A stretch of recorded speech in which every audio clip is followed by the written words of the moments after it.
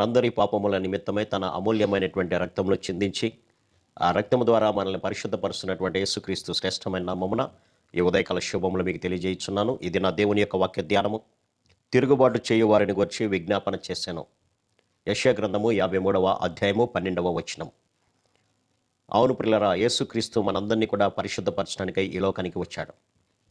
ఈ లోకానికి వచ్చినటువంటి క్రీస్తు తన యొక్క బోధల ద్వారా అక్కడ ఉన్నటువంటి ప్రతి జనాంగం యొక్క పాపాన్ని ఎత్తి చూపుతున్నప్పుడు తన సొంత జనాంగమే ఆయనను తృణీకరించింది. మరి ముఖ్యంగా పరిసయ్యులు, శాస్త్రులు, సద్దుకయ్యలు వారి యొక్క తప్పులను ప్రభు ఎత్తి చూపుతున్నప్పుడు వారు ప్రభు మీద అసూయపడ్డారు. వారు ఎంతవరకు చెప్పడానికే వారు ఉన్నారు, కానీ ఆ చెప్పినటువంటి దానిని ఆచరణలో వారు పెట్టలేకపోయారు. అందువలననే ప్రభు వారిని గద్దిస్తూ ఉండేటువంటి వారు. అది నచ్చనటువంటి వారు ప్రభు యొక్క బోధలను తృణీకరించి అక్కడ ఉన్నటువంటి జనాంగాన్ని ఆయనకు వ్యతిరేకంగా సాక్ష్యాలు చెప్పడానికి పోగు చేసినట్లుగా మనం గమనించవచ్చు.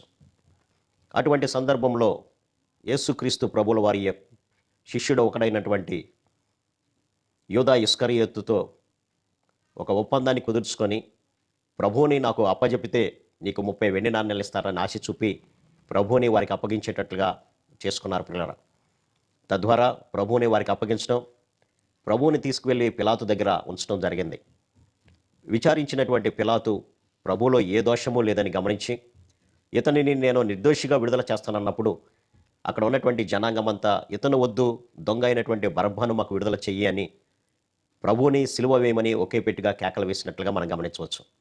అప్పుడు పేతురు అంటున్నటువంటి మాట, ఈ నిరపరాధి యొక్క రక్తము నా మీద మా కుటుంబం మీద ఉండకుండానట్లుగా నేను చేతులు కడిగి వేసుకుంటున్నాను, ఈయన యందు ఏ దోషము నాకు కనబడలేదని పిలాతు వెళ్ళిపోయినట్లుగా మనం గమనించవచ్చు. కానీ అక్కడ ఉన్నటువంటి ప్రజలు ప్రభువును సిలువ వేయాలి అనేటువంటి ఆలోచన చేత ఆయనను తీసుకువెళ్ళి కొరడాలతో కొట్టి ఆయన మీద ఉమ్మి వేసి పిడిగుద్దులు కుద్ది తీసుకువెళ్ళినట్లుగా మనం గమనించవచ్చు. అయితే అంతా తృణీకరిస్తున్నప్పటికీ కూడా ప్రభు ఏమీ మాట్లాడనటువంటి స్థితిలో మనకు కనపడుతున్నారు. ఆయనను హేళన చేశారు. నీవు యూదుల రాజు అయితే ఈ యొక్క సిలువ మీద నుంచి దిగిరా అని కొంతమంది, నీవు ఇతరులను రక్షించును, వీడు దేవుడు ఏర్పరచుకునేటువంటి క్రీస్తు అయిన ఎడ్ల తన్ను తానే రక్షించుకొనును అని అపహసించారు. నీవు యూదుల రాజు అయితే నిన్ను నీవే రక్షించుకో అని ఆయనను అపహసించినట్లుగా మనం గమనించవచ్చు. అయితే ఇంతమంది ఆయనను తృణీకరించిన ప్రభు వారి మీద కోపపడలేదు ప్రియులారా. ఒకవేళ వారిని నాశనం చేయాలి అని అనుకుంటే వారి మీద కోపపడితే వారందరూ కూడా ఎప్పుడో లయమైపోయేటువంటి వారు. కానీ ప్రభువు కల్వరి సిలువలో అంత అవమానం పొందుతున్నప్పటికీ ఆయన బాధపడలేదు. కానీ తనను హేళన చేస్తున్నటువంటి, తనను తృణీకరించినటువంటి వారిని గురించి తండ్రికి విజ్ఞాపన చేస్తున్నాడు. తండ్రి, వీరేమి చేస్తున్నారో వీరు ఎరుగనటువంటి స్థితిలో ఉంటున్నారు. కారణం ఏంటంటే ఈ యుగ సంబంధమైనటువంటి అపవాది అయినటువంటి సాతాను సత్యాన్ని గ్రహింపకుండానట్లుగా వారి యొక్క కన్నులకు గుడ్డితనాన్ని కలుగచేస్తుంది.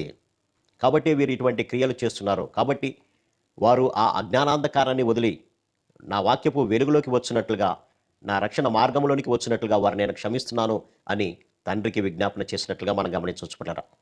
ఈనాడు మనము కూడా అనేకులము ఆయనను తృణీకరించేటువంటి స్థితిలో ఉంటున్నాం. ఆయన ఈ లోకానికి మన ప్రతి పాపాన్ని తీసివేయడానికి వచ్చి మనల్ని నిత్య నరకము నుంచి తప్పించి నిత్యమైనటువంటి శాశ్వత సంతోషం కలిగినటువంటి ఆకలి దప్పులు మరణము లేనటువంటి ఆయన రాజ్యంలోనికి తీసుకువెళ్లాలని తను తాను తగ్గించుకొని నరావతారిగా ఈ లోకానికి వస్తే ఆయనను హేళన చేస్తున్నటువంటి స్థితిలో మనం గమనించవచ్చు. ఆయనను తృణీకరిస్తున్నారు అనేకులు. ఆయనను దేవుడిగా అంగీకరించినటువంటి స్థితిలో ఈనాడు అనేకులు ఉంటున్నట్లుగా మనం గమనించవచ్చు.